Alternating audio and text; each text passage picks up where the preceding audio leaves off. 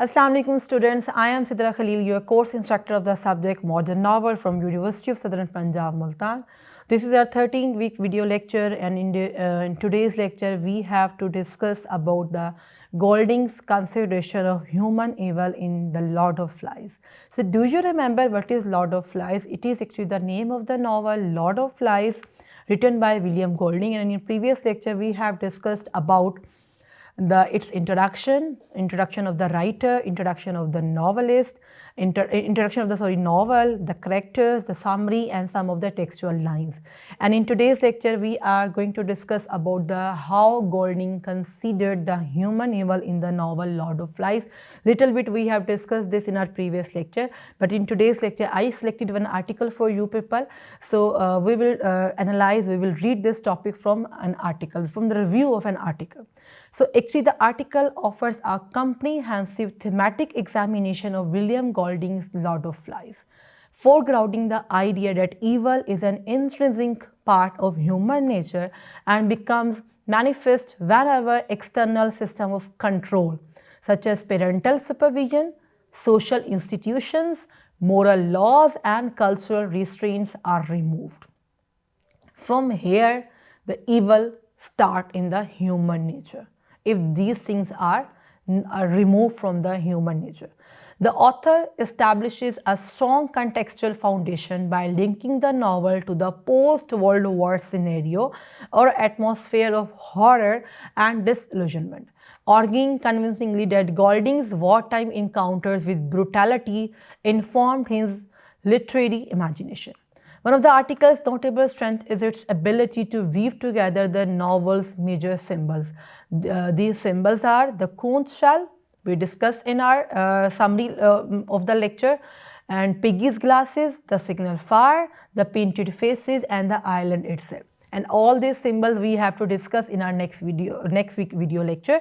So these all are symbols actually they are basically portraying the cohesive interpretation that highlights the gradual erosion of civilization and corresponding rise of savagery among the boys.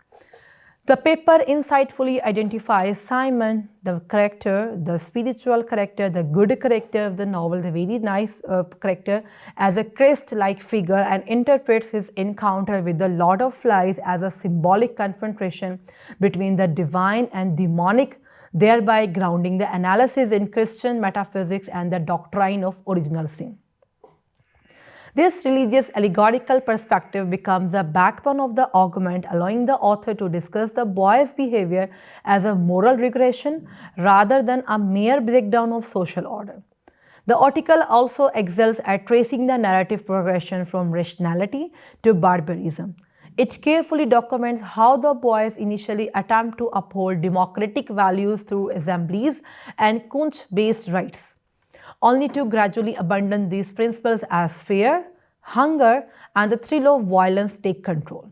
The description of the mock hunts, the deaths of Simon and Piggy, and the final burning of the island are used effectively to demonstrate how moral restraints collapse and emotional impulses overshadow reason. However, despite these strengths, the article's primary weakness lies in its one-dimensional emphasis on innate human evil, which, although central to Golding's own statement, overshadows other rich interpretive possibilities. The paper does not sufficiently acknowledge alternative perspectives such as psychological conditioning, trauma responses, social hierarchy, group behavior, childhood development, or political power dynamics, all of which contemporary scholars frequently use to reinterpret Lord of Flies, likewise feminist and post-colonial reading, which questions the novel's biases about gender, race, and civilization. These are all noticeably absent. So the article also relies heavily on Christian symbolism and older criticism without integrating more recent academic debates, thereby limiting the breadth of its scholarly relevance. Stylistically, the article tends to repeat certain claims, especially the assertion that man is evil by nature, and some sentences are overly long or lacking in clarity, which affects academic precision. Nonetheless, the article's contribution remains meaningful. It provides a lucid, morally grounded reading of the novel and demonstrates how Golding attempts to trace the defects of society back to the defects inherent in the human psyche. By connecting narrative events to broader philosophical questions, the article encourages readers to reflect on the conditions under which civilized individuals might act with cruelty. Despite its narrow focus, it successfully illuminates the novel's ethical center and reminds us that moral collapse can occur rapidly when fear, power, and instinct override discipline and rationality. In conclusion, this article stands as a compelling but thematically limited interpretation of The Lord of Flies.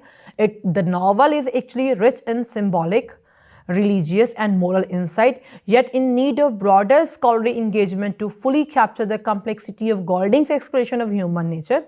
So, this is all about the article, and now I added some of the textual lines related to our today's topic, that is the evil in human nature. So these lines are: Golding's warning emerges early when Ralph insists, "We can't have everybody talking at once." This brief line underscores the novel's initial investment in order, rationality, and democratic speech, showing how the Kunch becomes a symbol of structured governance that the boys attempt to build. Similarly, Piggy's desperate reminder, "What's ground up going to think?" reflects his reliance on adult morality and his inability to imagine a world without external authority. This line also reveals how deeply civilization is rooted in fear of judgment rather than internal ethics. Jack's bold claim, "I am not going to play any longer," marks the moment he breaks away from the social system, treating violence and power not as responsibility but as an entertainment. His phrasing reduces leadership to a game, signaling the emergence of autocracy. Golding deepens the theme of innate darkness through the chilling assertion spoken by the pig's head, "I am part of you." This line encapsulates Golding's central idea: the real beast is not external but embedded within the human nature itself. So Simon's insight resonates further when he attempts to explain, "Maybe it's only us," a line that reveals his initiative understanding that the boys' fear is self-created and that their savagery arises not from outside forces but from their own instincts. So the collapse of reason becomes evident when Piggy pleads, "Which is better, law and rescue, or hunting and breaking things?" This line exposes the ideological clash between civilization and savagery, showing that Piggy is the last voice of rationality in a world descending into chaos. When the boys chant, "Kill the beast, cut his throat," their rhythmic violence demonstrates how collective hysteria erases individuality and moral awareness, transforming children into instruments of cruelty. Even the island destruction is foreshadowed in Ralph's fearful confession, "I am frightened of us." This line reveals his dawning realization that their worst enemy is not the wilderness but the unrestrained human heart. The novel's final moral reversal arrives when the naval officer comments, "Fun and games," reducing the boys' trauma to a trivial phrase that sharply contrasts with the brutality they endure. Golding uses their ironic understatement to criticize about blindness and the illusion of moral superiority. Collectively, these lines reveal how the novel maps the journey from order to savagery, illustrating Golding's argument that when social structures crumble, the darkness within human beings rises to the surface. This is all about the depiction of the novel from the evil in the human nature. So I hope so that students, you people have understand this point very well. So if you have any kind of a confusion, you can ask questions with me, and I will also share article with you. Thank you so much for listening. Allah Hafiz, stay blessed.